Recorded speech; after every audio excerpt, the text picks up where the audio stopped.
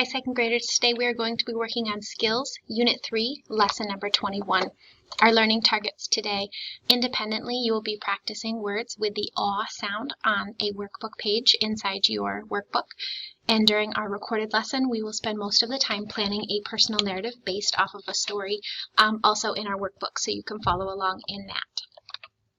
Worksheet 21.1 is going to practice some of your aw sounds that we have learned. A-W, A-U, A-U-G-H. Moving on to the writing process, we've done a little bit of writing in second grade so far this year, but these are the steps to the writing process. Step number 1, we will begin with making a plan. Every writer makes a plan before they start writing. Step 2 would be to draft. We would write a rough draft, turn our plan ideas into sentences. Editing is step 3, and that's where we check for correct capitalization, punctuation, correct spelling, adding some juicy words in. And then the fourth step, which we haven't talked too much about, would be publishing. And publishing means after you fixed up your writing during editing, you write a nice clean final draft. Today we are going to start with the planning process. We are going to be planning a personal narrative, and this new writing project is called a personal narrative because it's about you. We have written fictional genres like fables. We have practiced a book report, which was a retelling of some stories that we read. And today we're working on a nonfiction piece of writing that we call a personal narrative. Remember, fiction is a made-up or imaginary story. It didn't actually happen. But nonfiction is a story that is true and really happened. A personal narrative is a type of nonfiction writing. It describes something that really happened to the author. So the narrative is the story part. Personal means it's about you. We're going to read a story. It's a personal narrative about a child who's not that much older than you guys are. I want you to follow along while I read the story, The Storm, to you. I will pull it up on the screen. This is called The Big Storm. It's in your workbook. It says, last winter, we got stuck in a big ice storm. The sleet started to come down at noon. When Mom and Dad picked me up at 3, sleet was on the ground and on the roads. We started to drive home. That was when things got exciting. The sleet started coming down harder and harder. It got deeper and deeper. The car started slipping and sliding. I was scared. Dad had to creep along, and so did lots of other cars. Then the cars stopped, and there was a big traffic jam. Mom got out and looked down the road to see if cars were moving at all. No one was moving. We had just passed the road to my granddad's house.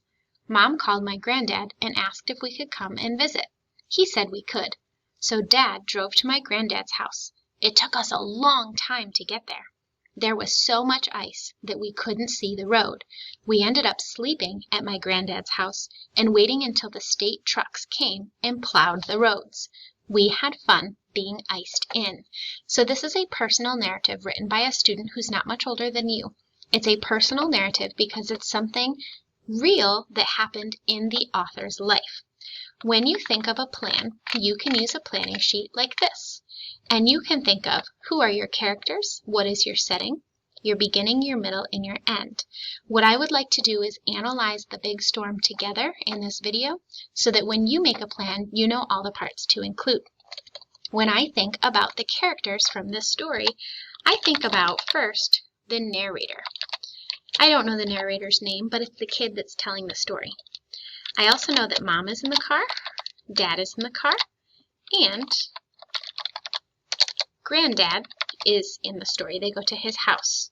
Okay, so the narrator, Mom, Dad, and Granddad. So I'm going to put that in my character box.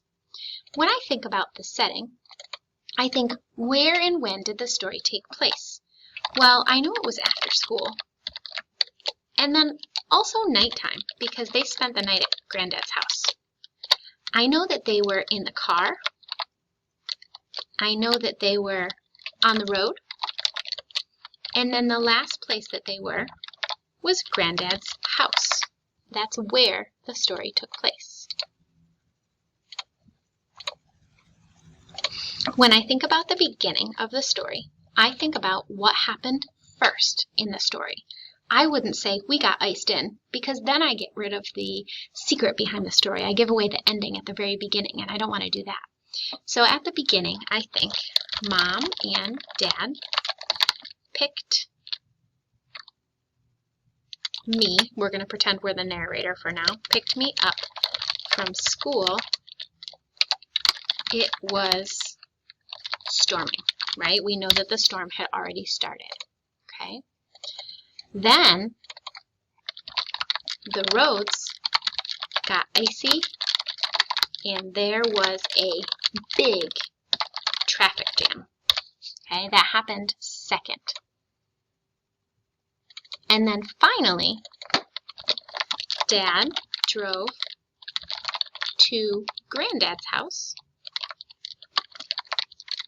and we stayed the night because the weather was too dangerous, okay? On my planning sheet, now I couldn't help it, I wrote incomplete sentences, but on your planning sheet, you don't have to write incomplete sentences. You're going to write down your ideas. What's going to happen first? What's going to happen second? What's going to happen last? Okay? So what we just did is we broke down the big storm into parts. And when you plan your personal narrative, you are going to break it down into parts as well. Remember, the personal narrative is different from a fictional story because it's not made up. Okay? It's a true story that happened in your life because you're the writer. Even though it's nonfiction, it still has some of the same story elements that we think of when we think of a fictional story.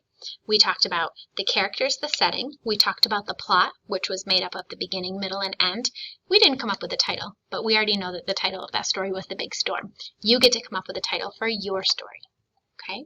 If you look at this gorgeous, shiny orange W, we have some words on here. We have who, what, when, where, and why. These are all of our W question words. Good stories answer all 5 of these questions. They don't leave their reader hanging. The first question is who, and this question asks about the characters in the story, so we can match our story elements to these questions. What asks about the plot of the story, the beginning, the middle, and the end.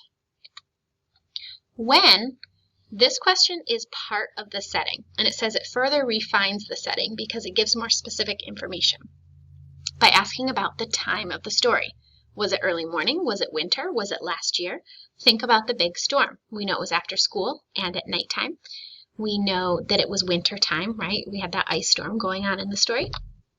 Where asks about the setting of the story. So where and when go hand in hand to tell us about the story. Where were they in the big storm? They were in the car, they were on the road, they were outside in the storm, and then they were at Granddad's house. And then our question why, this further refines the plot of the story. So we think, why did the main character do whatever it was that he or she did? So you're thinking, what caused Dad to turn around and go to Granddad's house? Okay. These are good questions to ask yourself if you are writing a personal narrative or a story, which we're going to be doing together this week. This is the same worksheet, 21.4, that we used when we talked about planning fictional stories earlier this year in Skills. And you're going to use it to learn more about the elements of a personal narrative. And we already analyzed the big storm by filling that in together. Our learning targets today, we practiced some of the aw sounds in the workbook. That was independent work. And then we practiced planning a personal narrative by analyzing one that was already written. Now your job when you get to your Google form is you're going to do the same thing. You're going to fill in the analysis of the big storm into sections. You're going to tell me who were the characters, what was the setting, what was the plot, what happened first, next, and last. And this is all to help us practice because we're going to get started with planning our very own personal narrative soon. So we're going to look at some good examples first. Very nice work today. Be thinking about an idea for your personal narrative that you would like to write. Make sure you complete your Google form and ask for help if you need it. Bye.